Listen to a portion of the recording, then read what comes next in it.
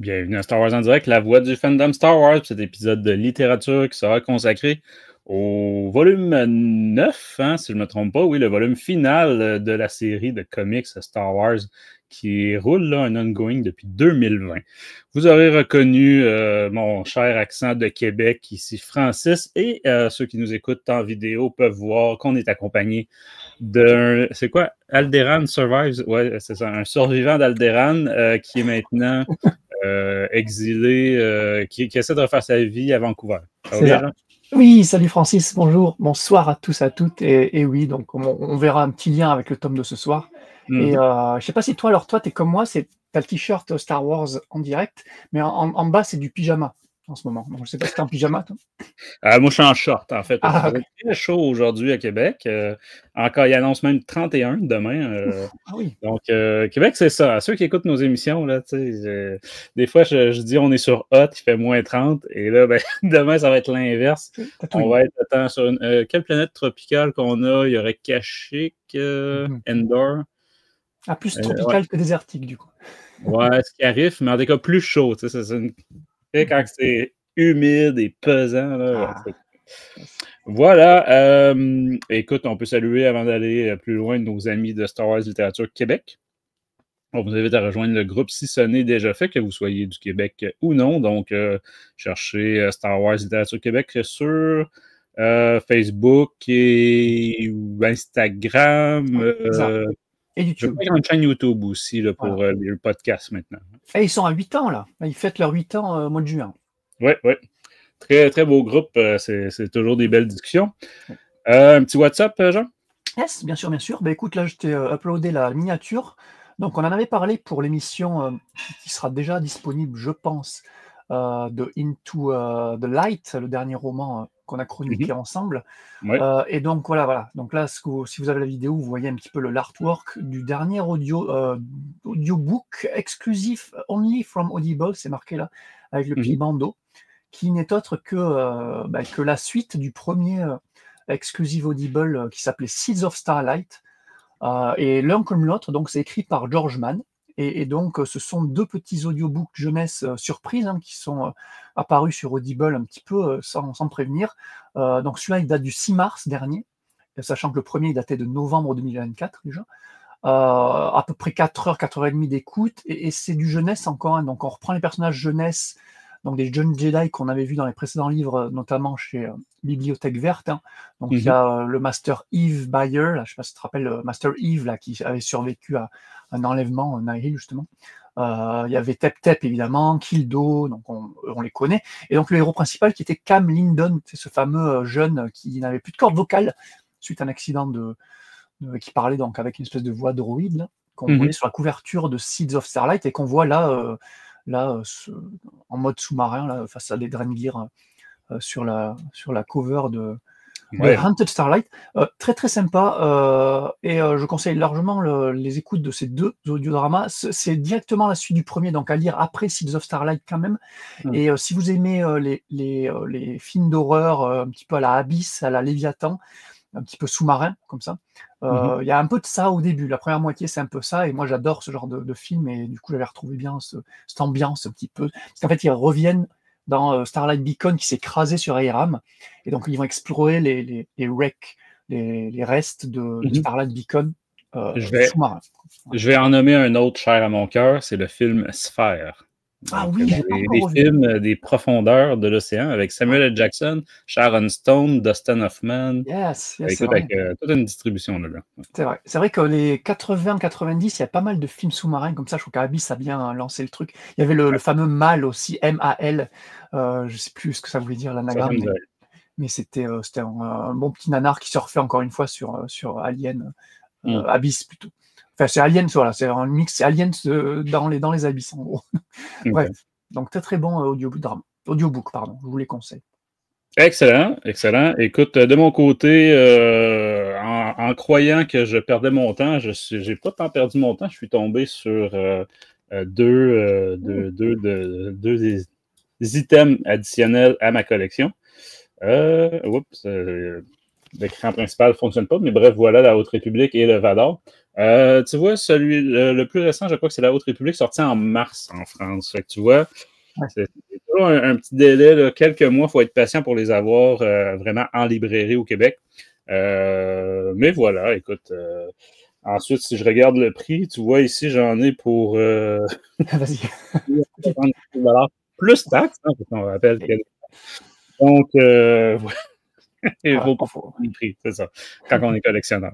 Ah, c'est ça, il faut être passionné. Exact. Ensuite, on est passé vite sur les émissions récentes. Comme pour la petite histoire, dans le fond, on pré-enregistre l'émission.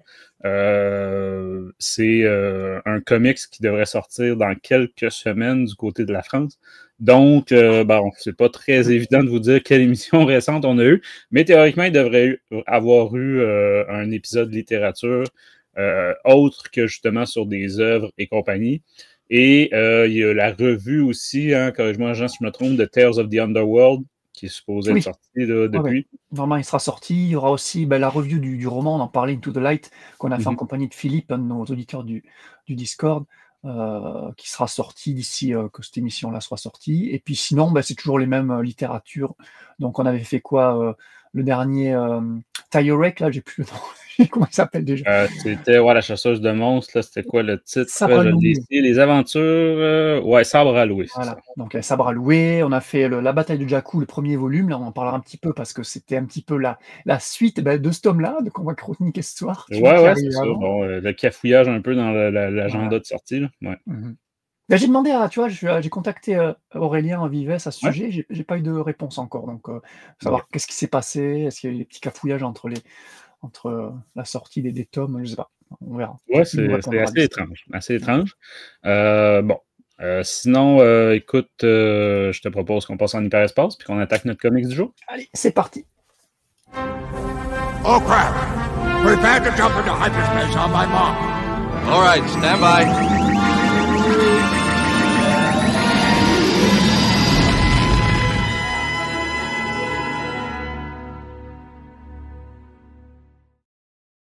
Donc, comme je le disais, en introduction, on est là pour discuter du tome 9 de Star Wars, la série de 2020, là, pour pas confondre en librairie. Là, ça se peut que vous trouviez un autre Star Wars numéro 9, mais en fait, ça va être la série de 2015 à ce moment-là. Il y avait eu 13, je pense, tomes dans la série de 2015. Donc, voilà. Sinon, si on fait les specs rapidement... je dois les avoir ici quelque part. Donc, au scénario, on a Charles Soule, l'excellent Charles Soule que j'adore. On va voir s'il est à la hauteur de ses œuvres littéraires. Au dessin, on a Jetro Morales pour les deux premiers. Parce que, c'est 3 numéros, cet album-là. C'est la fin, la finale de cette série-là. 48, 49, 50. Si vous avez écouté notre émission récente sur la série Dark Vader, qui est Dark Vador en français, qui se déroule exactement en même temps, etc., le même concept, c'est un peu la même chose ici, c'est qu'on a un dernier acte de clôture, et après, il y a une espèce de numéro spécial dans ce cas-ci, je pense que c'était 55 pages.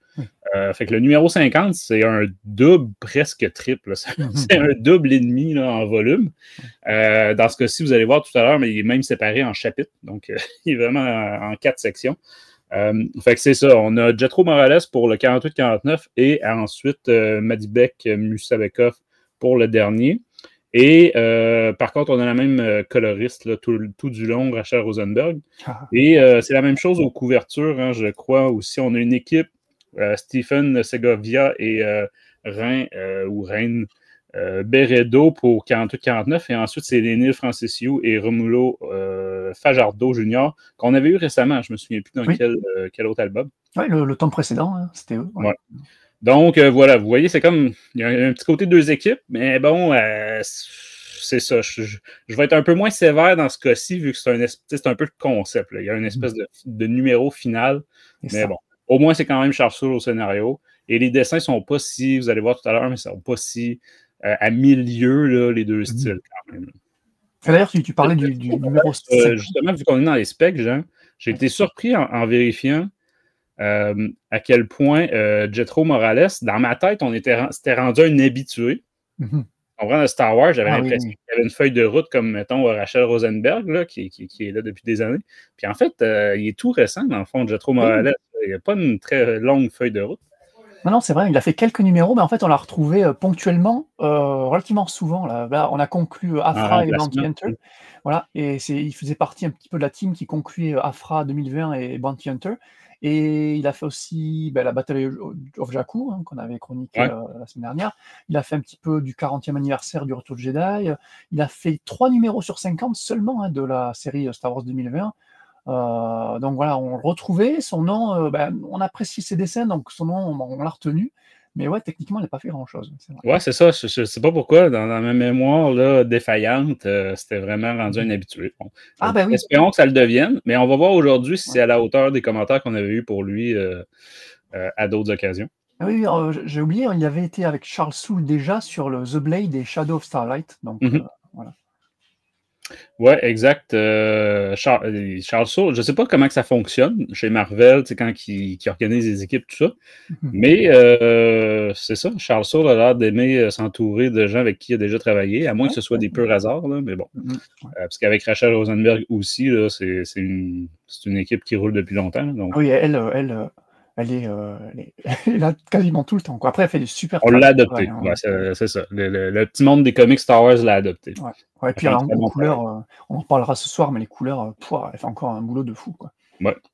Donc, excellent, Jean. Si, comme d'habitude, si on faisait juste notre avis très, très succinct là, en une phrase ou deux. Ouais, écoute, déjà Charles Soule, tu le disais, nous on l'aime bien, donc on va pas rappeler toute son œuvre, mais voilà, Light of the Jedi, c'est très bien, et puis tout ce qu'il a fait sur les comics, après, hormis 2-3 casseroles sur les crossovers qu'on n'a pas trop aimé, parce qu'il a fait les 4 crossovers. C'est pour ça, lui, il parlait de ce numéro 50, donc qui conclut un peu cette saga de Star Wars 2020, qu'il a tenu tout du long, c'est lui qui a fait les 50 numéros, mais lui, il compare ce numéro 50, donc tu le disais, un peu plus long, pour célébrer un petit peu la fin de la série, comme un numéro 70, parce que lui, il compte les numéros de War of the Bounty Hunter, Crimson Reign, Hidden Empire, toutes ces mini-séries, là, Dark Droid, c'est lui aussi qui les a écrits, donc pour lui, ça fait encore plus de taf, quoi. Donc pour lui, c'est un numéro 70. Et écoute, moi, j'ai quand même plutôt bien aimé. Moi, tu vois, Star Wars, contrairement à Dark Vador, où je me disais, enfin, c'est fini, parce que c'était un peu chiant quand même, Dark Vador, sur la fin, là, j'étais plutôt agréablement surpris déjà par la team des 2 artistes là, qui sont 2 artistes que j'aime beaucoup, qui font du très très bon, du très très beau travail. Et je t'avoue que la série Star Wars 2020, moi, c'est une série que j'ai jamais trop détestée. J'ai toujours mis des notes relativement bonnes, pas excellentes non plus, c'est pas des chefs-d'œuvre, mais j'ai plaisir de suivre les aventures des Leia, Luke, parce qu'évidemment Anne est plus là, mais il y avait Lando, beaucoup. On est beaucoup souvent sur le personnage de Lando. Ouais, c'est vrai, Lando qui est remis en avant. Les parents d'Amron aussi en début de run 2020 là. Ouais, C'était vraiment pas mal. Et là justement, on revient avec l'arc qui conclut là, un petit peu 48-49, qui est un peu la vraie conclusion, je dirais, de Star Wars 2020. Donc ça, j'ai pas mal aimé. Et donc cet épilogue du numéro 50 en 50 pages là, on en reparlera, mais même si c'était très beau, je t'avoue que là, l'histoire m'a un peu perdu. Je trouve ça un peu WTF là, pour pas être... pas être trop... On en reparlera en partie spoilers. Mais voilà. Écoute, je vais y aller plus court que toi. Je vais y aller avec satisfait, très satisfait. Ouais. Je vais donner une bonne note à ce numéro-là, surtout quand que je compare avec la conclusion de la série Darth Vader. Oui, là, oui. Il y a quelques semaines, il y a quoi, 1 mois ou 2? Ouais. Non, moins de 2 mois. Donc voilà, très satisfait de cette conclusion-là. J'aurais quand même préféré d'avoir la même équipe tout du long, donc Jetro Morales aussi pour le final. Mais bon, peut-être que justement d'autres engagements, j'ai aucune idée. J'ai pas accès à son agenda Outlook. Avant de partir, en spoilers, Jean, j'ai oublié de le dire en intro avant l'hyperespace, mais on va peut-être plugger, donc annoncer notre conférence au Comic-Con de Montréal de cette année. Donc, voilà, on vous avait teasé une petite affaire, je crois, dans l'épisode précédent, que ça s'en venait, mais voilà, c'est affiché, c'est annoncé, c'est sur le site du Comic-Con de Montréal. Donc, cette année, le thème est avez-vous encore espoir en Star Wars? Donc, l'équipe de Star Wars en direct discute de Skeleton Crew de Andor saison 2 et de l'avenir de la franchise. Est-ce que Star Wars et surtout sa communauté, son fandom, peuvent survivre sans les films? C'est drôle parce que la discussion est déjà lancée. Écoute, sur le site Star Wars Geeks Québec, justement, ça débat sur, entre autres, le terme survivre là, qui déclenche un peu du débat. Mais j'ai été agréablement surpris. Beaucoup de gens ont hâte à la conférence, soutiennent, entre autres, le sujet de cette année. Puis, tu sais, comme j'ai mentionné à un des auditeurs qui justement commentait le sujet de cette année, il y a quand même beaucoup d'indicateurs au rouge dans le petit monde de Star Wars. Hein? Même Andor saison 2, qui pour moi est un chef-d'œuvre, qui je crois que pour beaucoup de fans de Star Wars est un chef-d'œuvre, et encore, même pour des critiques cinéma, là, pas Star Wars, etc., ben, malgré ça, apparemment que les chiffres, c'est loin d'être incroyable. Même chose du côté d'HBO, par exemple, avec The Last of Us. Fait que c'est pas propre à Star Wars. Mais n'empêche, et dans le petit monde de Star Wars, en plus, côté communauté, fandom, on l'a déjà mentionné quelques fois, mais entre autres, les chiffres se cassent la gueule solide. Tu sais, les visionnements de vidéos, les écoutes de podcasts, les gens qui rejoignent les communautés, tout ça. Fait que tu sais, c'est pour ça, est-ce que ça peut survivre sans les films? C'est qu'effectivement, là, ça commence à paraître beaucoup que ça fait quelques années qu'on n'a pas eu de film. Vraiment, là, bon, après, on pourra reparler de la qualité là, des films qu'on a eus à la fin, là, mais ça, c'est un autre débat, là. On ne tombera pas là-dedans. Donc, bref, si vous êtes au Québec et même, vous pouvez extensionner un peu, ben, venez faire un tour à Montréal. Donc, comme vous voyez, attends un peu, y a-t-il les dates à l'écran? Non, malheureusement, il n'y a pas les dates. On va revenir. C'est début juillet, tu m'avais dit ça?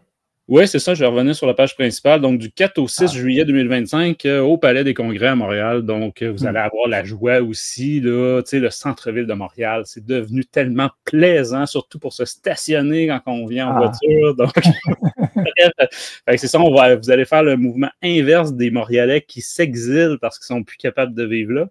Donc, c'est ça, voilà. Coucou à nos amis. C'est qui est encore sur l'île? Il reste juste Sébastien Minot dans l'équipe, je pense. Tout le reste de l'équipe est rendu en banlieue, on va dire. Et qui sera de l'équipe à la conférence? Il y aura toi, Seb, Daniel? Moi, Seb, je crois, ensuite GF et Julien, si je ne me trompe pas. Et Julien? Ma fille devrait être présente aussi pour donner un coup de pouce. Donc, ceux qui ont écouté nos émissions au fil des années là, ont déjà entendu Tamara dans certaines émissions. Danny devrait être présent aussi, si je me souviens bien, mais là, j'ai un petit doute en le disant, là. Donc, Danny, le leader suprême. Fait que voilà. Venez en grand nombre. Les années passées, c'était toujours un franc succès de foule. Là. Puis même, à notre grande surprise des fois, parce que l'an passé, par exemple, non, il y a 2 ans, c'est ça, on était en même temps qu'une actrice de Mandalorian. Donc, qu'une autre conférence de Star Wars en même temps. Donc, c'est ça, c'est toujours étonnant à quel point de voir on a un bel accueil à Montréal. Fait que venez en grand nombre au Comic-Con cet été. On va quand même se mettre un petit avertissement spoilers, genre, pour être clair avec tous, et après, on va divulgacher. Ouais. Tu voulais pas lire un petit synopsis non spoiler avant? Ou... écoute, je sais pas si tu l'as, peut-être en version anglaise, mais l'album est toujours pas disponible sur le site de Panini. Ah, c'est vrai. C'est vrai. Donc, j'ai pas de synopsis. On enregistre trop tôt.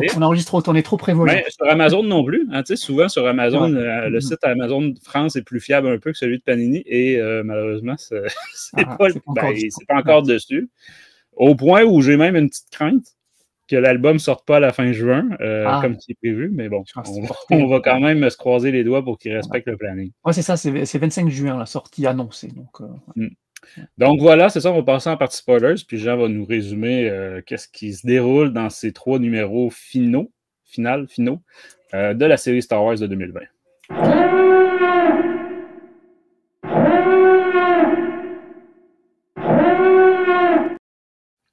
Donc voilà, à partir de maintenant, on est en spoilers, mais bon, déjà, par exemple, si vous ne lisez pas les comics, ben, c'est une bonne façon de vous maintenir au courant du canon Star Wars là, sans justement tout lire. Puis, à la quantité, au volume, écoute, j'étais avant l'émission, j'étais encore en train de compiler des statistiques sur la quantité de comics qui sortent et tout ça. Au volume qui sort, ben franchement, si vous vous souvenez en lisant un comics, ah oui, j'ai écouté l'émission, tu sais, je me suis fait spoiler dans l'émission. bonne chance, parce que Ouais. ben, franchement, à moins que vous le lisiez demain, après l'avoir écouté, là, mais c'est ça. À mon avis, vous pouvez rester avec nous sans enjeu. Fait que Jean, qu'est-ce qui se déroule? On peut peut-être commencer par le petit arc de 2 numéros, Oui. puis après ça, basculer sur l'autre. Qu'est-ce qu'on fait? Donc, on fait les résumés 48-49, on en parle, et puis après, on fera un résumé 50 et on en parlera, ou comment? Ouais, on peut faire ça comme ça, parce que c'est vraiment 2 histoires séparées. Là, Oui, voilà. qui ont rien à voir, donc, 2 arcs différents. Ok, allez.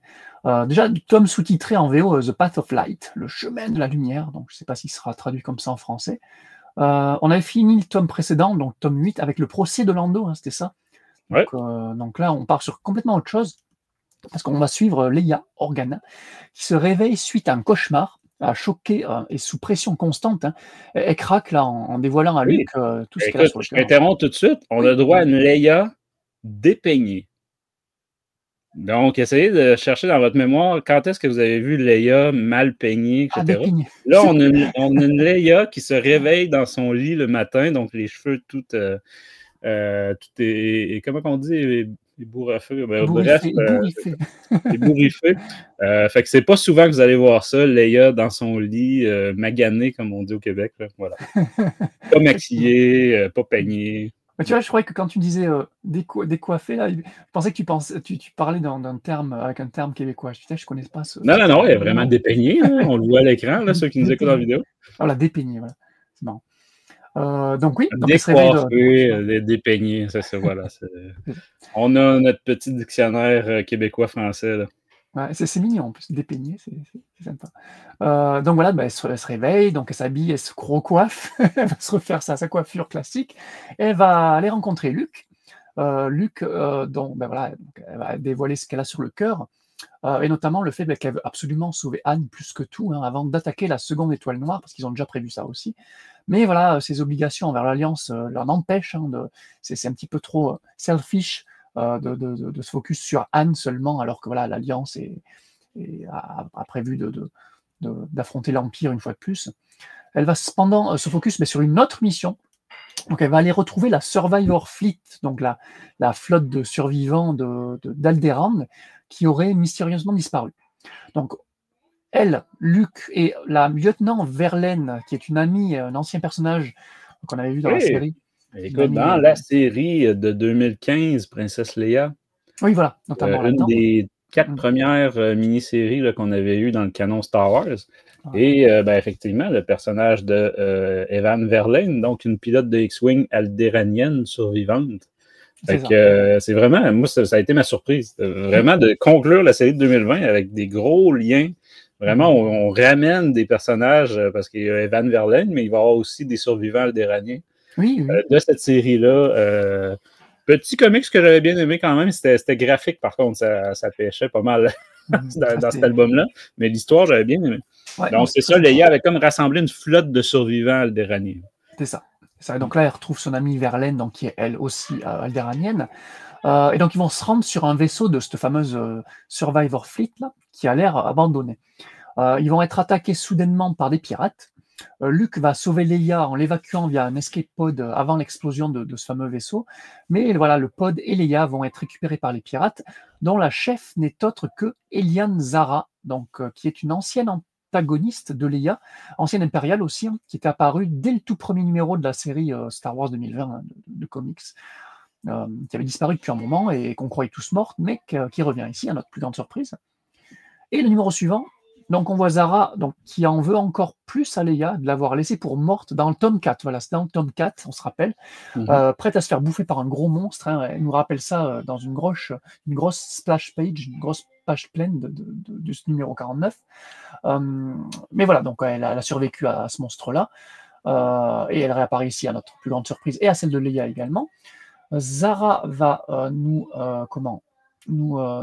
d'ailleurs, oui, Zara, qui a été complètement, elle s'est fait arracher un bras, une jambe, et qui s'est fait asperger de visage. Le visage à moitié fondu d'acide. Là. Voilà, d'acide à la alien, là, donc elle est à moitié cyborg maintenant, hein, donc elle a un bras, une jambe cybernétique.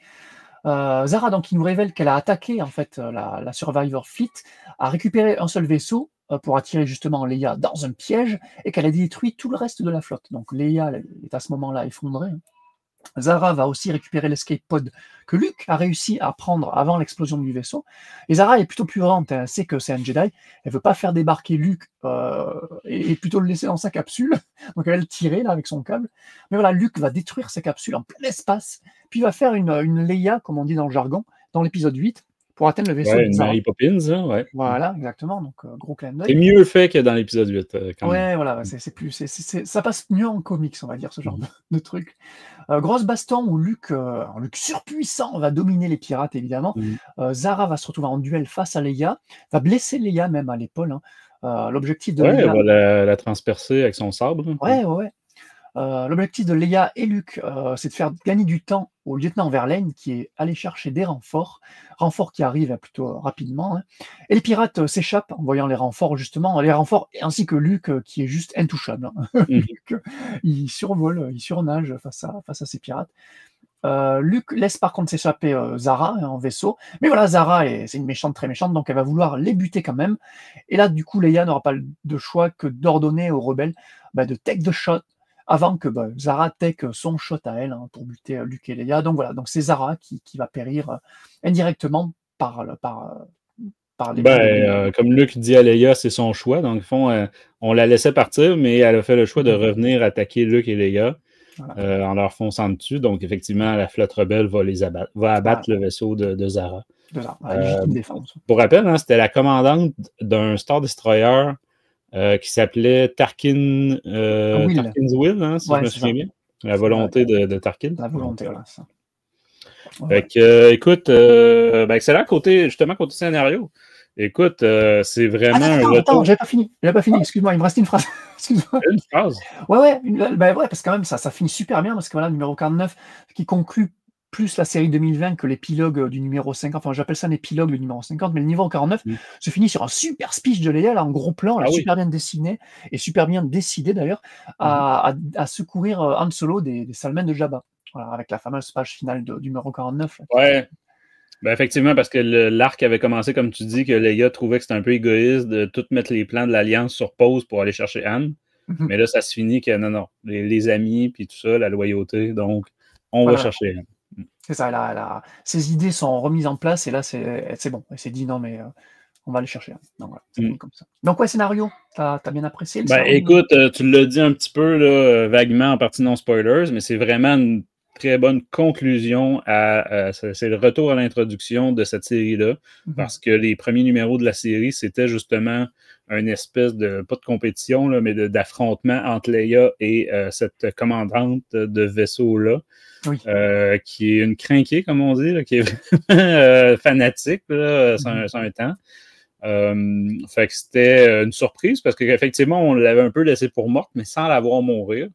Et on a quand même droit à une super belle page pleine qui explique comment elle s'est sortie de la situation dans laquelle Leia l'avait abandonnée. Donc, c'est ça. Pour moi, il n'y a aucun... Comment dire, c'est bien fait, c'est crédible, tout ça. Sinon, écoute, le côté... Moi, c'est ça, la grosse surprise, ça a été le retour aux comics de 2015. La flotte des Aldéraniens. Tu ne l'as pas mentionné, mais c'est ça. Après, elle va se rendre compte que ce que la commandante lui avait dit, comme quoi elle avait détruit toute la flotte et gardé un vaisseau pour l'attirer dans un piège. En fait, c'était faux. Donc, Evan Verlaine va lui dire non, dans le fond, elle a juste dit ça pour t'abattre. Puis au final, c'est ça, la flotte est encore relativement intacte et Leia prend contact et justement, on revoit des survivants du comics de 2015. Une espèce de gouverneur, ou je me souviens plus trop c'est quoi son titre. Là. Mais, fait que c'est ça. Moi, je trouve ces deux numéros-là extrêmement bien écrits. Jusqu'au discours de fin, là, il y a des petits côtés un peu comme le discours dans la première saison de Andor, là, le fameux discours de sacrifice là, de Lutan Rael. Génial. Même si je pensais que ce discours-là, elle faisait face à l'Alliance, mais non, elle fait face juste à... moi aussi, je pensais qu'on avait droit à tout un... C'est ça. Mais c'est sur la page suivante, comme tu disais tout à l'heure, que là, on comprend que son discours, c'est pas « allons battre l'Empire », c'est « allons récupérer Han ». Franchement, la page de fin, et ça fait enfin le lien au film, à l'épisode 6, quoi. Donc, c'est cool. Ouais, exact. Puis bon, c'est un numéro plus centré sur Leia. Je trouve, moi, c'est un personnage que j'adore. Alors que beaucoup, quand même, là, c'est. Puis tu sais, par exemple, l'autre album précédent était centré sur Lando. Personnage que j'aime bien, mais je trouve qu'en comics, c'est très vite redondant, là. Oui, oui. Tu sais, fait que c'est ça, j'étais très content là, de centrer sur Leia puis ses états d'âme, ses états d'esprit. Au début, c'est un cauchemar. Parce que t'es passé vite, hein, mais c'est ça. Au début, on est dans sa tête, dans un cauchemar, où est-ce qu'elle revit comme si elle était enfant la destruction d'Alderaan, mais Ouais, d'un point de vue, comme si elle était avec ses parents sur Alderaan. En tout cas, c'est ça. c'est. En mode jeune Leia qui voit Ouais. la Death Star, là, on le voit affiché là, arriver sur la planète et qui va subir de plein fouet l'explosion de la planète. Ça nous rappelle la série télé Obi-Wan aussi, donc Ouais. évidemment avec Leia et ses parents sur Alderaan. Et avec un passage où il y a ce passage-là quand elle est jeune et qu'elle meurt avec ses parents, et il y a un autre passage juste après où c'est elle qui active la Death Star Ouais. avec Dark Vador et Tarkin à côté, donc c'est pas mal, ça, un mélange comme on a souvent dans les rêves, les cauchemars. Ça fait pas vraiment de sens, mais c'est assez puissant, notamment que la page d'explosion de Alderaan est vraiment magnifique, quoi. Superbement bien faite, quoi. Ah ouais, écoute, ben au pire, je te propose, gardons peut-être le côté graphique après qu'on ait fait Oui, les deux arcs. c'est vrai. Parce que moi, Sinon, j'ai deux, ton trois... avis sur Ouais. l'histoire? Bah, je vais te rejoindre sur, alors déjà, très bonne idée de revenir sur Leia, commencer un tome par un what if, Leia jeune sur Alderaan, c'était super, l'explosion super, le fait voilà, qu'adulte, ça soit elle qui enclenche la Death Star, c'est très bien. Très bien de rappeler juste après après le procès de Lando, elle voulait vraiment aller sauver Anne, mais voilà, ses états d'âme, tout ça, ses obligations vis-à-vis de l'Alliance, j'ai trouvé ça très bien. J'ai été ému, j'avais de la peine pour elle en lisant ce passage quand elle s'explique à Luke, quand elle commence à pleurer, tout ça, c'était quand même assez plutôt émotionnel. Moi, j'ai ressenti un petit truc dans. Voilà. C'est un album quand même très adulte, hein, tu sais, Ouais, effectivement, dans les ouais. thèmes, là. Ça touche des thèmes, ouais, plutôt adultes, ouais. Très, très cool de retrouver toutes ces références à la mini-série Princesse Leia, tu le disais, donc mais c'est cool parce que non seulement tu as Verlaine, mais tu as voilà, quand elle va rencontrer Verlaine, parce que Verlaine, techniquement, Verlaine, c'est un personnage alors qui était apparu sur ce comics de Mark Waid là, de 2015, mais qui a été repris par Charles Soule dans la série de 2020, Star Wars 2020, et donc qui était là, mais ponctuellement en fait. Et je ne sais pas si tu le savais, mais en fait, Verlaine a été enfin, pas recanon, comment on appelle ça? Redcon, voilà. Redcon en tant que pilote de Y-Wing pendant l'attaque sur Yavin dans New Hope. Techniquement, le seul Y-Wing, tu vois, tu as des Y-Wing qui participent donc à la bataille de l'Étoile Noire, et il y en a un seul qui échappe à l'attaque, et c'est elle, donc on la voit pas, hein, on voit juste son vaisseau, mais Ok. ça a été décidé que c'est elle, la survivante de la bataille de Mais ça, Yavin c'était dans sur une Y-Wing. histoire ou c'est sur un. Ouais, ça a été recanon. Alors, c'était déjà dans Princess Leia, déjà. Mhm. Donc, c'est Mark Waid qui l'a Ah, ok, retcon ok. de cette manière. Ça a été repris en caméo dans Aftermath de Chuck Wendig aussi, qui renomme, comment ça s'appelle, Verlaine, le lieutenant Ah Verlaine. ouais?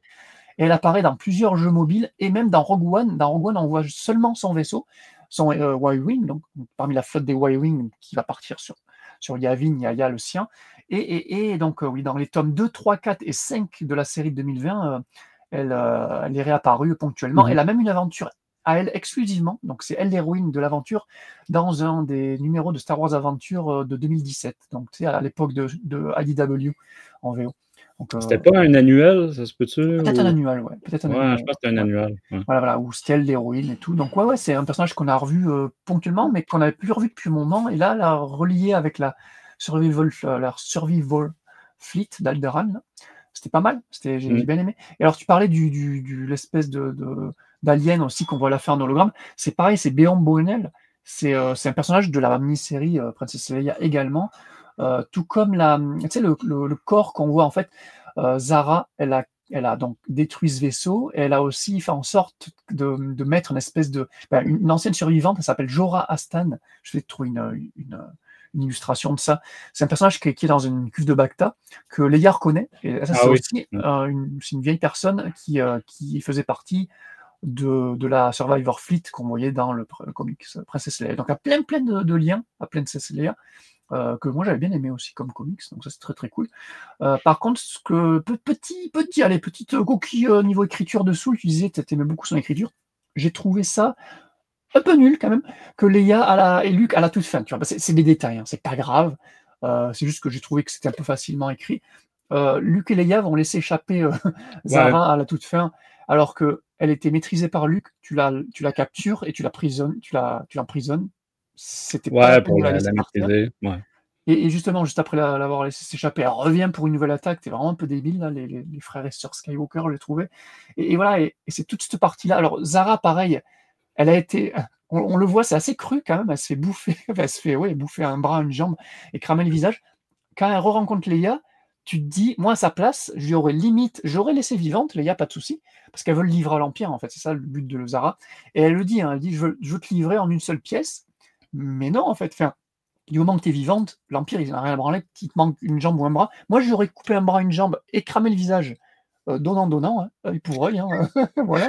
Ouais. Mais là, elle lui fait rien, elle lui fait même pas, elle lui coupe même pas un petit doigt, quoi. Je suis merde. Quand même, elle la transperce avec son sabre, je trouve que Ouais, c'est ouais, quand bah, même... ouais, mais elle a toute fin, et parce qu'elle est vénère, parce que voilà, Luke vient tout défoncer, et voilà, donc elle la blesse dans un endroit où justement rien ne pourra lui arriver, donc juste un petit bandage et ça passe. Donc ouais, il y a tout ça là, entre Zara qui veut pas tuer Leia ni Luke, ça aussi j'ai pas tout compris. Elle veut laisser Luke dans l'escape pod, mais elle veut partir en hyperespace après. Tu crois pas que l'hyperespace, moi je sais pas, mais on n'a jamais vu ça hein, dans Star Wars, mais un escape pod qui traîne en hyperespace, à mon avis, il se décroche. Hein, il n'y a pas de. Bref, des détails.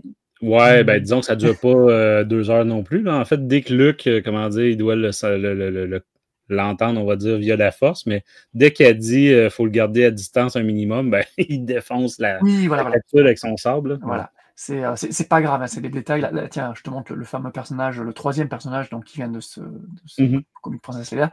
Non, il y avait juste ça. Et le fait qu'il y avait quoi aussi qui me dérangeait un petit peu. Ah oui, il raconte que la Survivor Fleet n'est pas détruite finalement, mais qu'en fait, elle a capturé un vaisseau, l'a détruit, l'a laissé comme un trap. Elle a détruit quelques-uns quand même. Il y a quand même quelques victimes. Dommage, voilà. Mais voilà, le reste de la Survivor Fleet a lay low, c'est ce qu'ils disent, a fait profil bas, alors que direct, première attaque de Zara, ce que tu fais, tu contactes direct Leia et l'Alliance. Pourquoi ils n'ont pas contacté direct? Non, ils ont lay low. Non, mais là, tu cherches trop. Là. Écoute, il y avait la connexion n'était pas bonne, il y avait un orage, il y a une branche qui était tombée sur la fibre optique, bref. Peut-être. Encore une fois, oui, tu cherches dis, trop. Des détails. Sinon, moi, je dirais, tu vois, il y a un côté aussi, il y a une distinction à faire par rapport à l'album précédent qui était, puis bon, il y avait un petit arc sur Luke et une espèce d'ancien site, là, mais après, c'était le procès de Lando. Puis on l'avait dit, est-ce que le format comics est vraiment approprié pour l'histoire qu'on nous présente, qui aurait été mieux dans un livre probablement ou tout ça, du procès de Lando, alors que là, on a un petit, c'est une aventure en 2 comics. Justement, on est dans de l'action. Moi, j'ai trouvé que c'était très blockbuster. Ça faisait très épisode d'une série télé, d'une série d'animation. Fait que bref, c'est ça. Je trouve que ça vient rebalancer le fait que l'arc précédent était très mollo là, en rythme. Fait que c'est ça. Je peux pardonner un petit peu plus de raccourcis scénaristiques, justement, là, dans un petit. Quand on parle d'un one-shot ou de 2 numéros. Là. Mais pareil, mais effectivement, moi j'ai adoré. Hein, c'est des détails qui m'ont sauté aux yeux comme ça vite, mais j'ai beaucoup aimé ce Star-Là, il n'y a pas de souci. Revoir un Luke ultra puissant comme ça, maîtriser sans aucun mal les pirates. Ah oui, lui, vraiment, là, il y avait déjà eu un duel avec Zara là, dans le 2e album, je pense, le 3e. Ouais. Mais cette fois-ci, tu vois que Luke a cheminé et vraiment, Zara n'est plus du tout de niveau pour l'affronter. Il fait juste l'éviter là, facilement, puis jusqu'à ce qu'il stanne, puis il tranche son sabre à elle, qui est en métal, avec son sabre laser, bref. Et puis Zara, c'est une antagoniste, je ne sais pas ce que tu en penses, mais moi j'ai beaucoup aimé dans ce run de 2020. C'était une belle. Au début, il y avait un côté fanatique, mais c'est ça, elle a vraiment un focus, Leia, mais c'est une carriériste aussi. Fait que là, dans le fond, Leia, comme c'est expliqué là-dedans, elle veut s'en servir comme trophée pour retourner à l'Empire.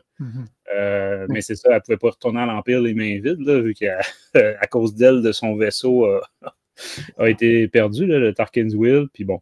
Fait que, non, c'est ça. J'étais quand même. Mais je comprends. Je pense que j'ai lu un commentaire quelque part. La personne me disait que c'était inutile de ramener ce personnage-là.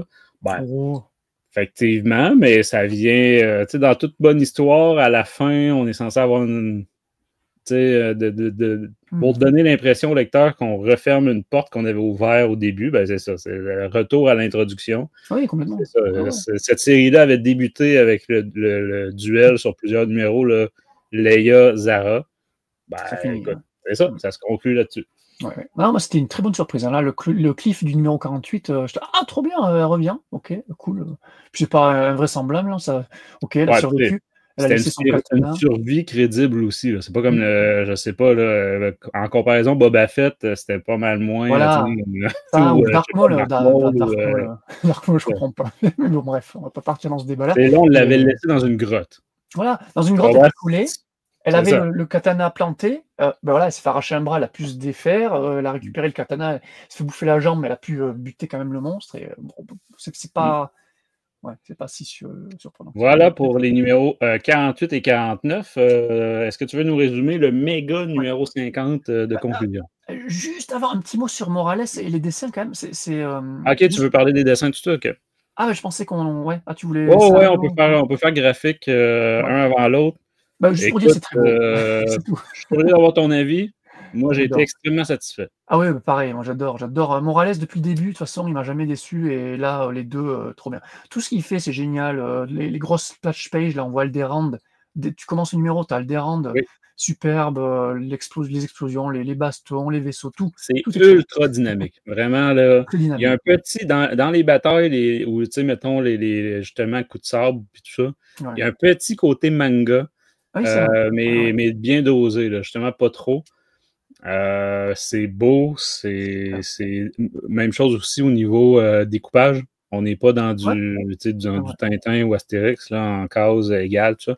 Fait que, bref, c'est ça. Moi, vraiment rien à redire. Peut-être, je comprendrais certains qui pourraient critiquer le fait qu'au niveau des visages des acteurs qu'on connaît bien, évidemment, Luke, Leia, tout ça, je comprendrais certains de dire que ça ne ressemble pas tout à fait au visage de Luke ou de Leia, mais c'est son style. C'est comme interpréter à son style, avec puis c'est constant, il n'y a pas de bizarrerie. Fait que moi, c'est ça, je trouve ça très joli. Écoute, les plans aussi, tout ça, là, on le voit un peu là, à l'écran, on en a pour tous les goûts, là, en termes d'angle de caméra, si on peut dire. Là. Ouais, justement, c'est ces pages-là qui me faisaient dire, alors oui, les visages peut-être, mais moi justement, j'ai noté que j'adorais ces visages, parce que ça fait comics, hein, tu me diras. Donc oui, c'est pas du photoréalisme, mais tu reconnais Leia, tu reconnais Luke, il n'y a pas de souci. Et je sais pas, j'aime beaucoup son style, très coloré. Alors Rosenberg aux couleurs aide énormément, mais j'adore aussi la colorisation de ce comics-là, super, vraiment rien à dire. Ouais, non, c'est ça. C'est pour ça que je disais en partie non-spoiler, j'aurais aimé ça l'avoir sur le numéro final aussi, mais bon, on va attaquer le final, on verra. Puis tu sais, des fois, on reproche, il y en a que ça va être plus les visages, il y en a que ça va être plus les vaisseaux, tout ça. Dans ce cas-ci, tout est parfait. Là. Je veux dire, on en voyait un peu là, dans ce que tu nous montrais à l'écran, des X-Wing, des choses comme ça. Ah oui, très très bien. C'est ça, tout est très très très bien fait. Verlaine est magnifiquement dessiné. Verlaine, qui est le penchant opposé de Leia, elle a été créée comme ça. Elle voulait quelqu'un aussi fort que Leia, mais physiquement à l'opposé, tu vois, avec blond, yeux bleus, très grande. Enfin voilà. Donc, super, vraiment nickel. On l'a pas mentionné aussi, mais le vaisseau pirate de Zara est une espèce de corvette impériale, comme on avait dans Battlefront 2, de l'équipe Inferno. Là. Ah, ok, c'est le même modèle, d'accord. Je me souviens plus le nom de la classe de vaisseau, là, mais il me semble qu'ils appelaient ça des corvettes quelque chose. Ouais. Celui de Zara, hein, pas celui de Verlaine, tu dis. Ouais, celui de Zara. Donc on le voit bien vers la fin, je crois. Là. Okay. Quand la flotte rebelle arrive. Là. Ok. Je ne sais pas si c'est sur cette planche-là, je ne vois pas trop. Ouais, ben c'est ça, on le voit au loin un peu. C'est l'espèce de pointe de flèche. Là.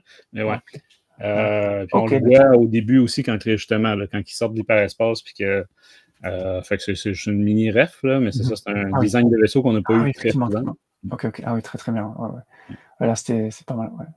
Non, vraiment très bien. Je trouve Morales, comme tu dis, alors je sais pas trop ce qu'il fait sur Star Wars en ce moment, je crois qu'il est sur rien d'actuel, et c'est dommage. Il était sur sur justement la bataille de Jakku, mais pas le premier volume qu'on a critiqué et qu'on n'a pas du tout aimé. Ben, il était sur le dernier numéro avec Luke Ross en duo, tu sais. C'était le seul numéro qui était beau d'ailleurs. Ouais, c'est ça. Puis c'est Luke Ross qui prend le relais pour la suite, la nouvelle série Star Wars qui vient de débuter. Donc, je crois peut-être qu'il est sur les 2 autres tomes de Battle of Jakku. Je ne sais plus, mais on verra. Il me semble que oui. Il me semble qu'il est présent dans les 2 autres albums qu'on va avoir. Ah, cool. Mais c'est ça. Fait qu'écoute, moi, c'est un dessinateur que, comme je disais tout à l'heure en intro, j'avais l'impression qu'on était rendu habitué à lui. Ça doit être parce que justement, depuis peut-être 2 ans, là, on voit son nom ici et là. Puis qu'à chaque fois, probablement que c'est parce que j'aime beaucoup ses dessins. Donc, ça doit être pour ça que j'avais l'impression qu'il était là depuis très longtemps. Mais voilà, j'espère qu'on va l'avoir. Surtout, là, écoute, j'ose même pas comparer, là, tu sais, je veux dire, si on l'avait sur d'autres séries, là, qu'on déteste les dessins à la plage de Georges Gentil ou de... en tout cas, bref, c'est ça. En plus, c'est quelque chose qu'on répète souvent, puis que, je veux dire, Loïc disait déjà dans le temps que je faisais pas partie de l'équipe, puis j'écoutais les émissions de Loïc, puis Tom, mais tu sais, c'est censé être la série AAA, là, c'est Star Wars, là, tu comprends? C'est le phare. Donc, ça devrait être les meilleurs auteurs, les meilleurs dessinateurs. Bon, Charles Soule, parfait. La case est cochée. Puis c'est ça, le Jetro Morales ou Luke Ross là, pour la nouvelle série, ben voilà, enfin, on dirait qu'ils ont compris. Oui, effectivement. Excellent. Fait qu'on attaque le numéro final, là, Jean? Ok, donc numéro final, donc c'est donc une espèce d'épilogue en 4 parties, hein, tu disais d'une 50aine de pages, qui est basiquement un gros flashback d'une aventure de Luke et de ses amis entre donc les épisodes 5 et 6, c'est toujours, hein, mais là qui est raconté par un Luke plus âgé, à une époque entre 6 et 7, parce qu'on voit un jeune Ben Solo en Jedi Training, là, avec son oncle. Donc on est sur la planète Ossus, hein, le lieu du nouveau temple Jedi que bâtit Luke, là, qu'on avait vu notamment dans Book of the Boba Fett, là, commence à construire le temple, justement, avec cette espèce de droïde fourmi, là.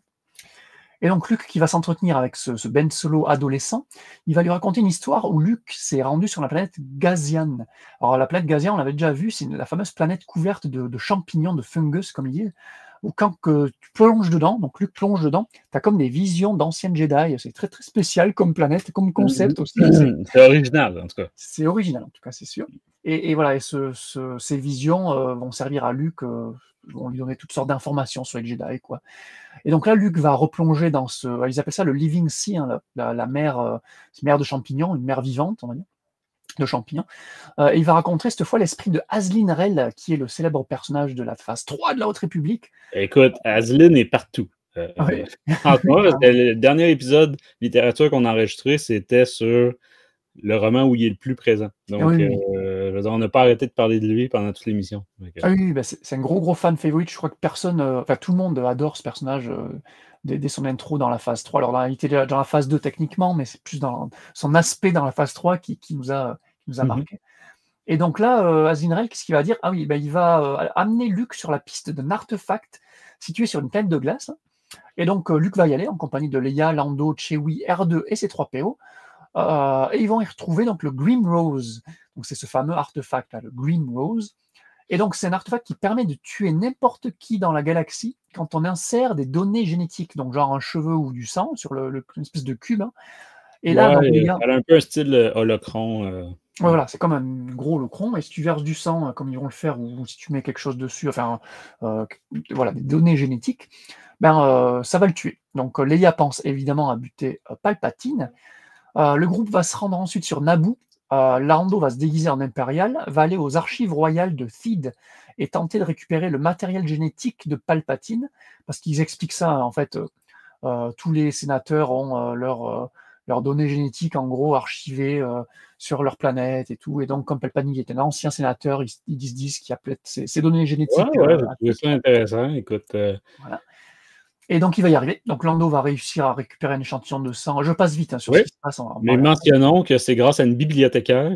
Et donc, j'ai tout de suite, en concluant ce chapitre-là, on va dire, j'ai tout de suite pensé à Julianne. Je me suis dit, voilà, il faut qu'on fasse lire ce comics-là à Julianne. Ah oui, moi, je pensais que c'était ça termine que Luke explique à Ben que même une archiviste, une bibliothécaire, peut avoir beaucoup plus de pouvoir que lui, que Luke et Ben. Donc, oui, voilà. c'est parce que tout le long, hein, pour rappel, c'est ça, c'est Luke qui raconte cette histoire-là à Ben Solo. Oui, voilà. Mais d'ailleurs, tu pensais, moi je pensais que c'était plus soit une archiviste en mode, enfin plutôt secrétaire impériale, quoi, mais Ah, ok, ouais. Ben, ouais, et je me souviens plus là, le terme qu'il utilise, mais il me semble il dit quelqu'un des archives ou ouais, non, mais t'as un raison, ouais, je crois que employé c'est des archiviste, archives. hein, Ouais. effectivement, effectivement. Donc il va récupérer cet échantillon de sang de soi-disant Palpatine. Ils vont tous, hésiter à le verser sur l'artefact, mais Chewie, lui, Chewbacca, ne va pas hésiter, il va prendre le truc et verser le sang sur l'artefact. Donc l'artefact va s'activer en quelque sorte.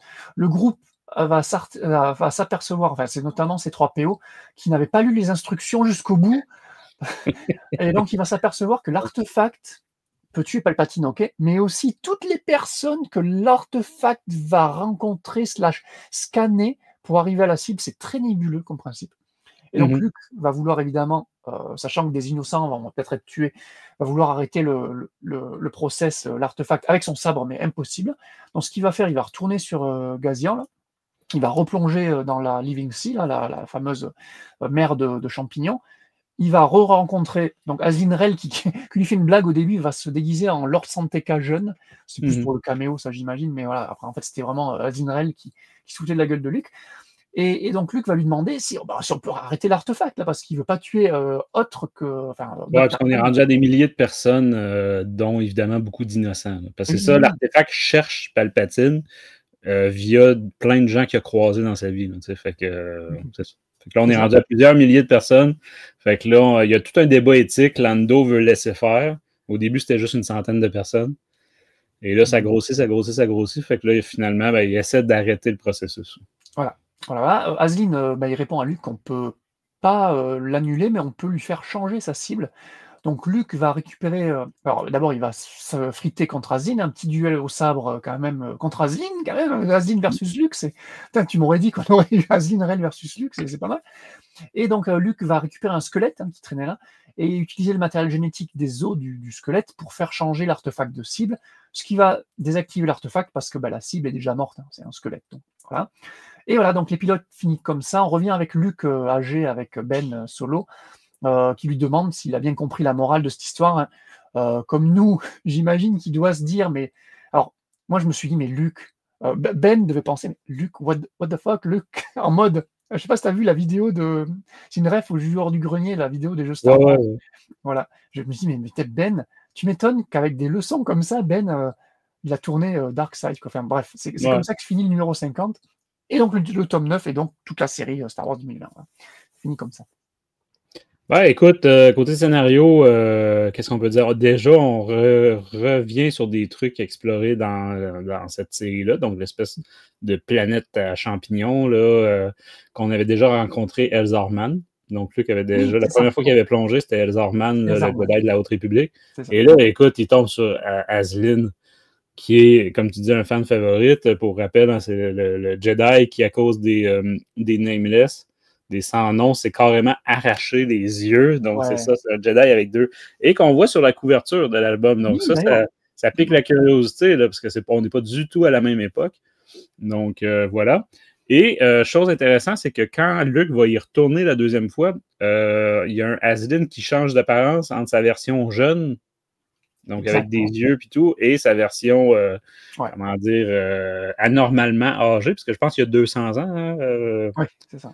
Mais dans oui, le oui, dans tu as remarqué, ouais, c'est le temps d'une seule case, mais une case où tu le vois jeune, ouais, j'ai adoré. J'ai Ah, adoré en même parce que temps, là, il y a quelques cases, ouais, mais c'était l'apparence qu'on avait eue, entre autres, dans un manga, hein, parce que Ashlyn était exactement. apparu aussi dans un manga là, C'est ça, de la Haute République. c'est ça, c'est ça. Ouais, ouais, donc ouais, gros clin d'œil, ça faisait plaisir.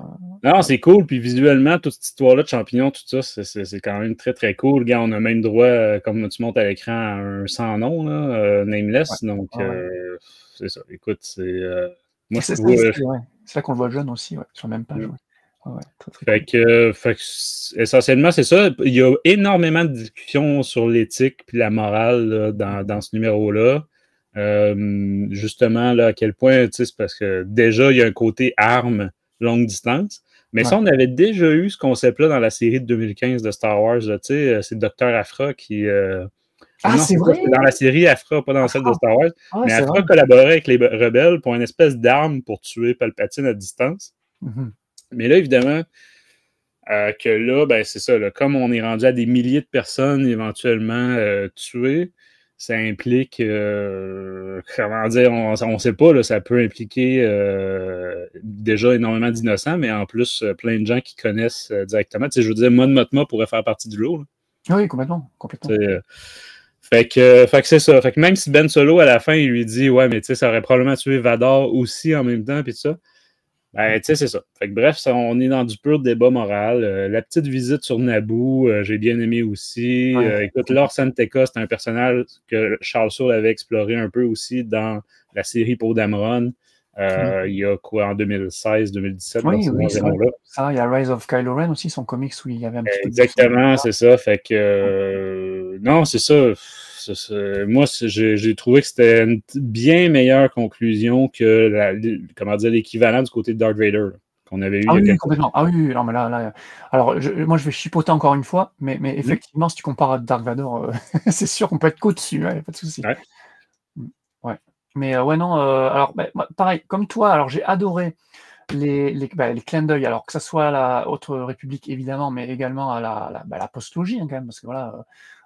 avec la planète Ossus, tout ça, Ben ado qui commence, tu as des cases où tu vois ses yeux, tu dis... Alors je me suis demandé, est-ce que Snoke est en contact avec lui à ce moment-là? C'est possible, hein. C'est possible parce qu'il, tu vois, il questionne beaucoup Luke, il remet en question 2-3 trucs, tu sens qu'il a les yeux un petit peu... tu te demandes s'il n'est pas en train de vriller déjà à ce moment-là. Donc ça, c'était très intéressant. Moi, j'ai beaucoup aimé cette conversation, d'ailleurs, j'ai adoré le passage où tu as Luke qui va demander à Ben, donc Ben va devoir passer les tests Jedi bientôt là, pour devenir Jedi Knight officiel, là, et il lui demande à l'aider à reconstruire le nouvel ordre Jedi, tu vois. Et ça, c'est dommage parce que on n'a jamais eu l'occasion de voir le nouvel ordre Jedi qui est qui est un arc ultra culte dans Legends, et qu'on n'a jamais eu dans le canon, et qu'on aura peut-être à l'épisode 10 et Rey, mais je trouve que même si c'est un très bon film et que ce sera intéressant, il y aura moins d'impact qu'un nouvel ordre Jedi monté par Luke et Ben. J'aurais bien voulu voir un nouvel ordre Jedi monté par Luke et Ben. Donc, bref. Donc ça, très bien. Alors oui, on l'a vite fait survoler, mais ils vont aller sur une planète de glace, récupérer cet artefact-là. Et là, c'est pareil, j'ai trouvé la planète de glace super cool parce qu'il y a des espèces de walkers. Alors, c'est pas vraiment des walkers, c'est des droïdes. Au début, on se demande c'est quoi, hein, mais c'est ça, c'est vite expliqué que c'est des espèces d'engins miniers pour ouvrir le sol. Là, Ouais, j'ai trouvé alors déjà, on les aperçoit de loin. Je trouvais, on en parlera, mais des dessins magnifiques, tu te demandes ce que c'est, tu vois.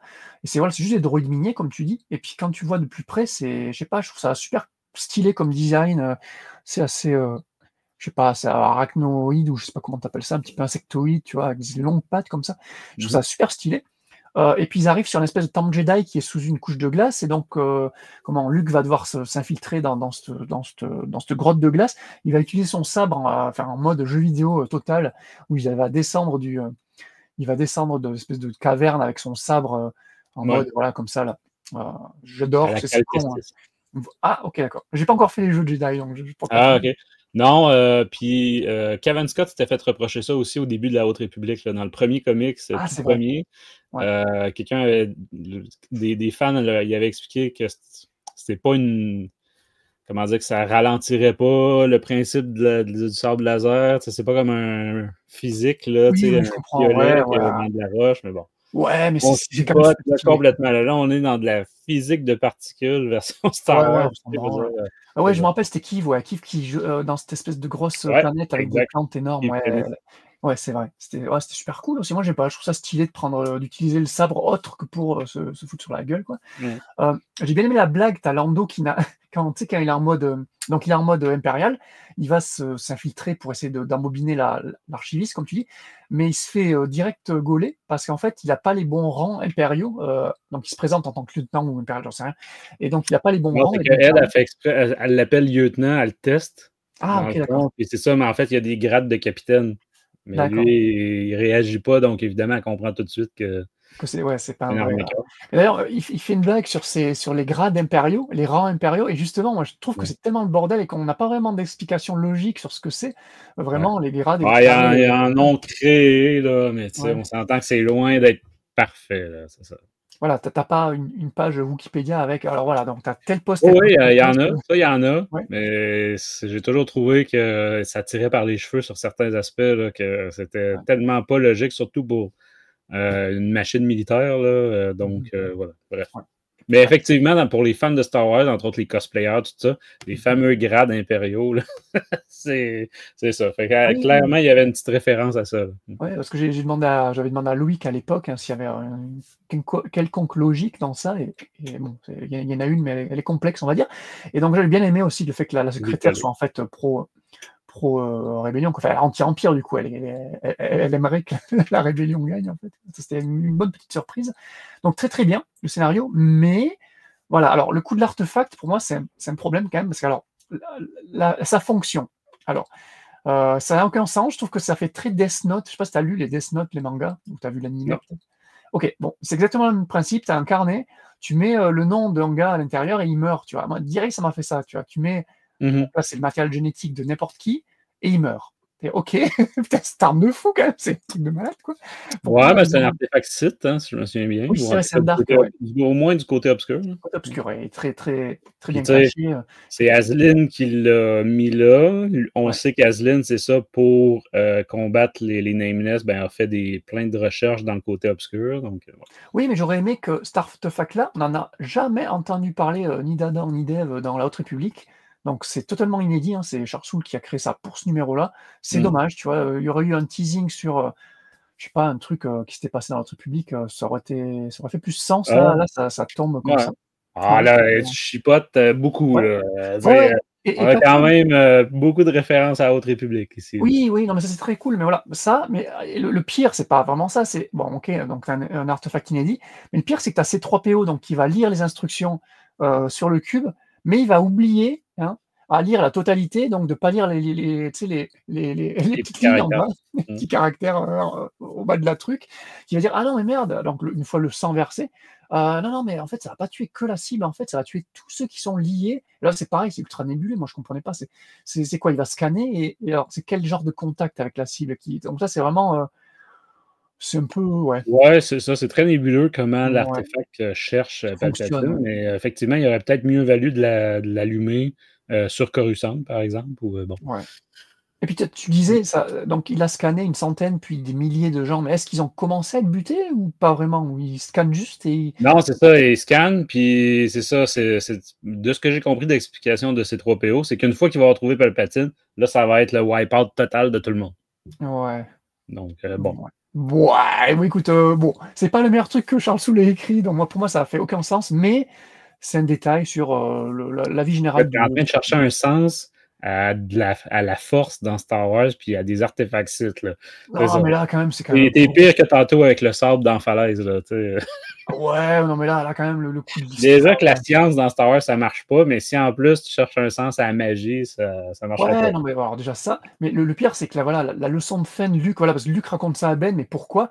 Juste pour lui dire, ben voilà, en fait, pour battre les méchants, mais faut pas que toi tu deviennes méchant, en fait. Ouais. Parce que voilà, parce que nous on est gentils et les méchants ils sont méchants. Je trouve ça naze. Je dis, mais putain, mais Ben, mais évidemment qu'il va vriller. Ouais, mais oui, je suis d'accord avec toi. Mais le pire, c'est que ça fait penser au numéro précédent, le 49, où est-ce que là aussi, Luke fait du grand Luke, de laisser partir Voilà, mais quelqu'un au lieu de le tuer, au lieu de bon.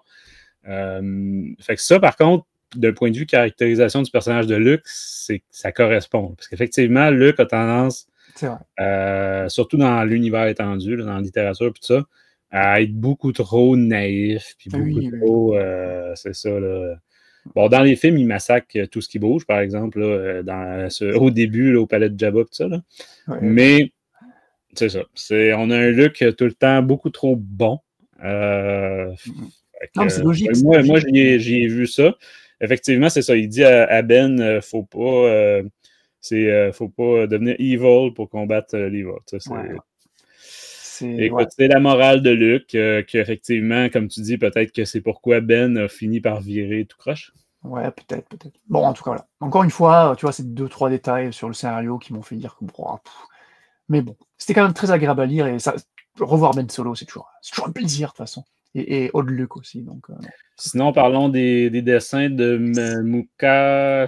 Bon, j'arrive jamais à me dire. Ouais, bah écoute, il a été révélé. Enfin, nous, on l'avait vu pour la première fois sur Obi-Wan, tu te rappelles la série? Quelques numéros de la série 2020, donc Star Wars. On avait beaucoup aimé ces précédentes œuvres. Toi, t'as aimé sur ce comic? Oui. Oh, ouais, c'est un dessinateur que j'aime bien, mais c'est ça. Ça sera pas au niveau de Jetro Morales ou de Luke Ross ou de. Bon, c'est ça. Ça sera pas mon préféré. Ouais. Mais tu l'as dit, entre autres, par exemple, là, tu montrais tout à l'heure toute la planète de glace, les espèces d'engins miniers, tout ça, c'est super beau. Là. Ah, c'est C'est super. vraiment, là. Mais c'est ça, moi, ça va être au niveau des visages parfois, là, puis tu sais, des choses comme ça qui vont un petit peu puis entre autres son Chewbacca aussi, je trouve. C'est vrai, Je trouvais que son Chewbacca, ouais. Chewbacca était un peu faible. Pas assez de poils, là. Il est pas assez touffu en poils. Ouais, il fait un peu plus figurine plastique. Là. Ouais, mais je reviendrai sur les visages, ce que tu dis. C'est vrai que, je sais pas, les visages, je les retrouve quand même plus ressemblants que Morales, par exemple. En fait, Morales Ah ouais? a un style plus Plus comics, on va dire. cartoon. Ouais. Plus cartoon, ouais, Ouais. plus comics. Là, c'est un peu plus réaliste, je dirais. Mais, Ben oui, t'as raison, mais le défaut de ça, c'est que quand c'est un style réaliste, je m'attends quand même à reconnaître l'acteur. Tu me ouais. suis? Puis là, encore plus quand on est avec entre Ben Solo et Luke, version vue. Écoute, on ne saurait pas que c'est Luke, tu sais, puis ça pourrait être n'importe qui. Là. Je trouve que ça y ressemble pas du tout. Peut-être Luke vieux, mais le Ben Solo, quand même, il ressemble à Dan Driver jeune.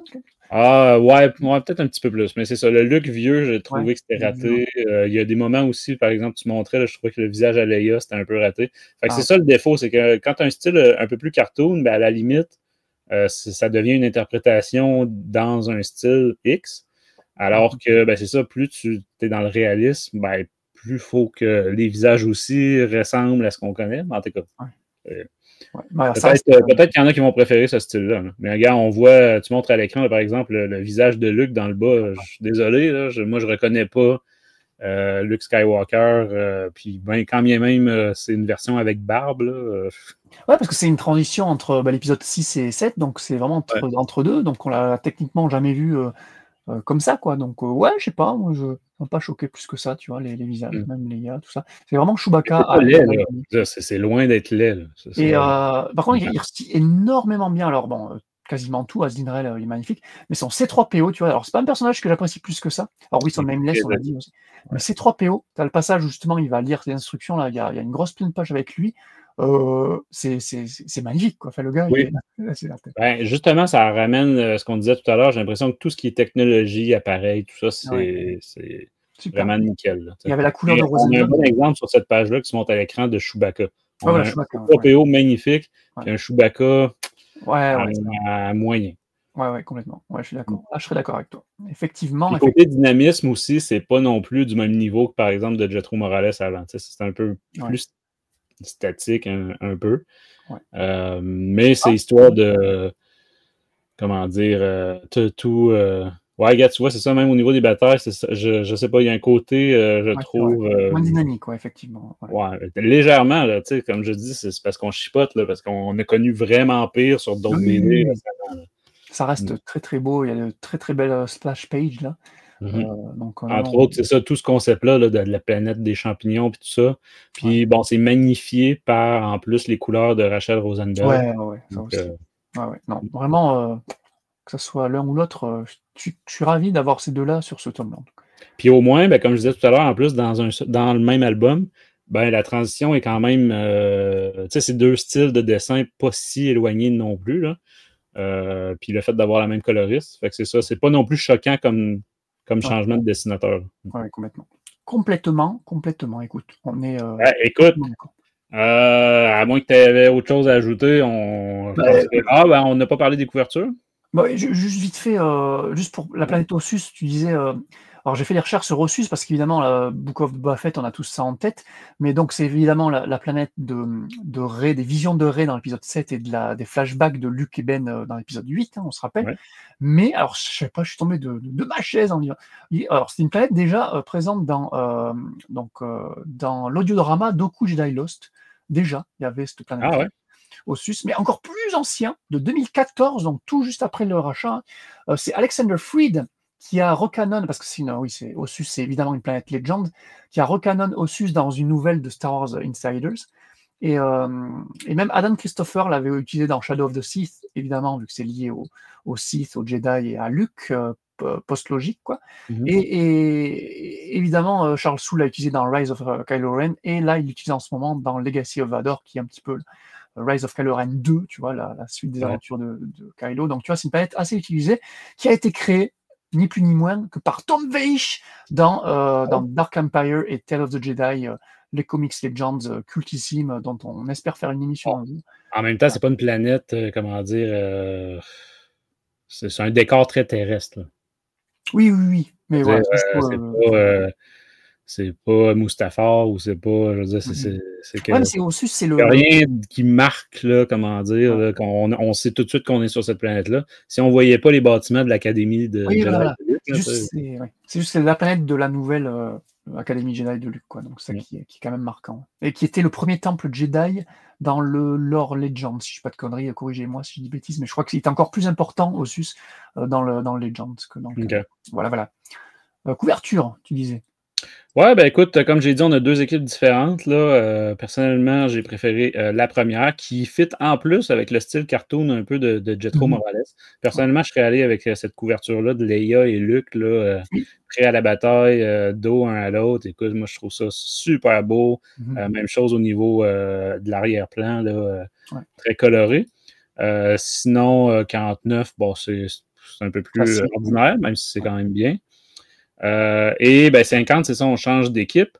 Je salue quand même le fait d'avoir mis Aslyn Rel sur la couverture. Donc déjà, ça vient piquer la curiosité pour ceux qui le connaissent. Ouais, c'est cool ça. Mais c'est ça. Puis je sais pas si tu as remarqué, puis là, je ne l'ai pas en stock avec moi pour mettre à l'écran, mais j'ai l'impression que c'est la même équipe qui a fait celle de Darth Vader, du final du numéro 50 de Darth Vader.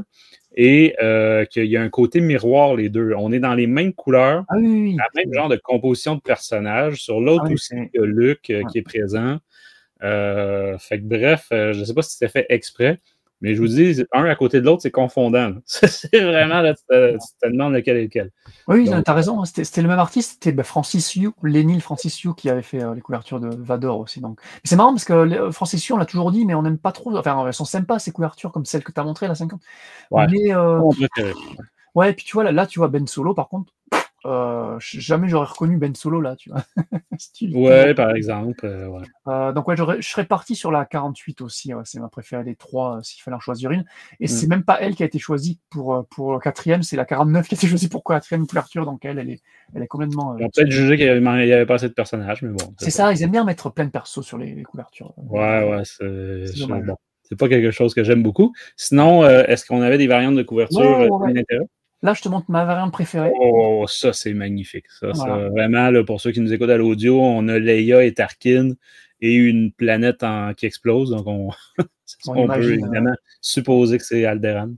Oui, voilà, surtout que c'est la variante du numéro 48, donc c'est sûrement Alderaan. Donc, c'est de Lee Garbett et Laura Martin. Magnifique, franchement. Celle-là en couverture de tome, les gars, quoi.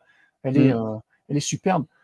Puis il y en a quelques autres aussi qui sont pas dégueux, mais qui sont un peu moins marquantes. Elles sont là. Tac, donc il y a Lando, parce que bon, Lando est quand même là dans ce tome, mais c'était pas la meilleure des variantes. On a celle-là, voilà, avec Luke et son sabre jaune dans l'obscurité, qui est pas trop mal aussi, avec les effets de clair obscur comme ça. Alors, on a celle-là qui est plus Luke version postlogie ou entre deux, on va dire, entre 7 et 8. Donc, bon, classique. Celle-là avec Aslyn Rel, qui est pas trop mal non plus, j'aime bien les couleurs en fond aussi. Ouais. D'ailleurs, c'est lui, voilà, l'auteur c'est Stephen Segova, c'est celui qui a fait les 48-49, qui fait cette variante-là, qui est pas trop mal. Et là, la fameuse variante, alors connecting variant, comme ils appellent, donc tu avais la variante de Dark Vador 50 qui se connecte avec la variante de Star Wars 50, si vous avez acheté les deux numéros 50 des deux séries. Et après, tu as toutes les fameuses. C'est pour toi, ça, Francis. Les fameuses. Je comprends un peu que ça continue encore. Tu sais, quand c'était, je sais pas, pour créer une petite collection, une espèce d'événement temporaire. Voilà. Mais bon, pour ceux qui nous écoutent là, à l'audio, c'est les variantes style figurine. Donc, comment on appelle ça, le carton de la figurine? Là? Les figurines Hasbro, j'imagine, c'était d'époque, peut-être. Non, Kenner à l'époque. Kenner, voilà. Donc, voilà. Mais moi, ça me fait un fond marrer, c'est cool, mais ce que je comprends pas, c'est qu'ils auraient dû prendre, je sais pas, Aslyn Rel. Au moins, s'ils faisaient ça, mais avec les personnages de l'album. En tout cas, l'album, voilà. Mais bon. Donc, qu'est-ce qu'il nous resterait à donner une note, Jean? Oui, bah écoute, moi j'ai regardé un petit peu toutes les notes de toute cette série Star Wars du 1 à 8, et c'est marrant parce que j'ai mis que des 15 et 16. Ça alterne 15-16 entre 8 tomes, et j'ai pas monté ou descendu, hop, Ce qui n'est pas c'est si drôle. mal quand même. Et je savais pas, ouais, et je savais pas du tout que j'étais aussi constant, et c'est le sentiment que j'ai. Tu parlais satisfait, c'est très satisfaisant cette série Star Wars 2020, franchement, c'est pas un chef-d'œuvre, mais c'est pas la pire non plus, quoi. Enfin, on se rappelle, Dark Vador, bon, pour moi, c'est la pire des 4. Euh, je mettrais quand même Afra au-dessus, mais ça, c'est mon attachement pour le perso. Bounty Hunter, ça soufflait le chaud et le froid. T'avais des super moments, mais des moments super chiants. Et ben, Star Wars, c'est constant. C'est pas génial, c'est pas un chef-d'œuvre, mais c'est constant. Ça reste intéressant. Moi, je me rappelle les premiers tomes avec le Tarkin's Wheel, les parents de Poe Dameron et tout. C'était vachement intéressant. Les quêtes de Luke pour aller chercher voilà, des infos sur les Jedi, sur son sabre, le nouveau sabre vert, machin. J'avais adoré ces passages-là. Et là, j'ai envie de mettre la même. J'ai envie de mettre un bon 16 sur 20, tu vois. Le lien post-logie, High Republic, trilogie originale, je trouve ça super cool. Les deux dessinateurs sont super cool, super bons. L'arc final 48-49, j'ai adoré. Donc, ouais, non, franchement, c'est super top. C'est sûr. Écoute, une fois n'est pas coutume, cette fois-ci, je vais avoir une meilleure note que toi. Tu vois, moi, je lui donne un bon 17 sur 20, un 85%. Pour moi, c'est un album court, tu sais, dans un sens, c'est juste 3 numéros, mais les cases sont cochées, objectifs remplis, etc. Donc, c'est ça. Ça conclut très bien cette série-là. Puis comme tu as parlé on peut rester sur le comparatif avec les autres séries, tu vois, ça nous donne une moyenne là, dans notre agrégateur de notes interne. Ça nous donne une moyenne de 76% pour la série Star Wars 2020, ou est-ce que pour la Vador, on était à 71%. Ah oui, c'est pas si Pour mal. un petit peu Bounty Hunter, 74. Ah ouais. Et, ben écoute, surprise, surprise, pour la Afra, 80%. Donc ça, je soupçonne que c'est de ta faute. Tu as tellement donné des bonnes notes à la Ouais, je série pense que c'est Afra ça. J'ai un peu surnoté peut-être la série, mais c'est vraiment, c'est un coup de cœur de fou ce personnage, j'adore. Mais bon, qui est ouais. de retour, qui va être de Oh retour là là, tellement, incessamment. Donc, voilà. tellement. Fait que, mais c'est ça, tu sais, ça demeure effectivement quand même loin d'être. Puis tu vois, la moyenne c'est ça, de nos deux notes, ça donne quand même un 83%, on est dans le haut du panier. Ouais. Fait que ça fait du bien parce que c'est ça. Je vais aller voir le dernier numéro de Vador, qu'est-ce qu'on avait. Vas-y. Bon, là, je viens de dire, on est à 83% pour le dernier numéro de Star Wars. Pour le dernier Vador, on était à 58% de moyenne. Ah ouais, ouais. Non, ouais, Ouais, t'avais donné un 13, j'avais donné un 10. Donc, ouais, non, c'est pas fou. Ouais, c'est ça. non, non. Fait que Ah, il nous la a bien marqué. comparaison fait mal. Fait que voilà, un numéro à acheter. Oui. Puis, ben, on va voir pour la suite, parce que, comme on vous disait, en version originale anglaise, c'est déjà reparti, la série Star Wars, nouvelle ongoing post-Retour du Jedi. Commence Donc, plutôt bien, quand même. 2020. oui, oui, avec Luke Ross au dessin, écoute. Ouais. Qu'on appellera donc la Star Wars Volume 3 ou Star Wars 2025, je pense. Ouais, d'habitude, c'est l'année qu'ils mettent, là, ouais. C'est ça. Donc, ben voilà. Côté prochaines émissions, ben, on peut peut-être mentionner qu'il y a un. C'est quoi, dans la Haute République, jeunesse, Oui. les aventures, Écho de la peur. Voilà. Donc les Échos de la peur. Et en roman, on aura sûrement Trials of the Jedi, le dernier roman de la Haute République. Donc on aura cette critique-là mi-juin, j'imagine. De quel auteur? De Charles Soule, oui, voilà, on retrouve Charles Soule, évidemment, donc il est partout. Exactement. Donc c'est lui qui avait lancé le bal, le premier roman de la Haute République, auquel j'avais donné la note parfaite. C'est vrai. Ça fait partie des 3 romans auxquels j'ai donné la note parfaite. Fait qu'on verra si ça se conclut bien ces 5 années. Hein, on est 4-5 ans là, quand même d'œuvres de la Haute République. C'est vrai. Donc, puis après ça, ben, comme on disait tout à l'heure, l'épisode du Comic-Con, là, on verra où est-ce qu'il est diffusé puis tout ça. Mais bon. Fait que, écoute, on vous invite aussi, j'ai oublié de dire, mais les pouces, les partages et compagnie, en particulier sur YouTube, mais on vous invite aussi à rejoindre nos réseaux, à venir nous rejoindre, entre autres sur Discord, la communauté Discord. Puis tu sais, bon, Discord est une plateforme qui est née plus pour les gamers, mais qui au final, ça s'est répandu pour à peu près tout et n'importe quoi. Fait que c'est ça, là. Dites-vous pas, non, c'est une affaire rien que pour les gamers. Ben, c'est ça. On vous invite quand même à venir discuter avec nous sur tous les sujets, autant littérature qu'à peu près tout ce que vous pouvez lier à Star Wars. Et pas que, on a même un salon divers hors Star Wars, tu vois. En ce moment, On parle Harry Potter, on parle Saga des vampires là, de Anne Rice. Vite. Oui, puis tu sais, communauté très, très respectueuse aussi, puis plaisante, là, dans le sens qu'aujourd'hui même, je lisais des gens qui s'étaient retirés de d'autres communautés parce qu'ils étaient écœurés des conflits perpétuels. Donc voilà, c'est ça. Venez nous rejoindre à Star Wars en direct, là, on n'aurait pas ce type d'ambiance toxique-là du tout. Donc voilà, écoute, de la part de toute l'équipe et aujourd'hui de la part de Jean et moi-même, merci d'avoir été à l'écoute de Star Wars en direct, la voix du fandom Star Wars depuis tout près de 25 ans et que la force soit avec vous. Bye! Oh crap! Prepare to jump into hyperspace on my mark. All right, stand by.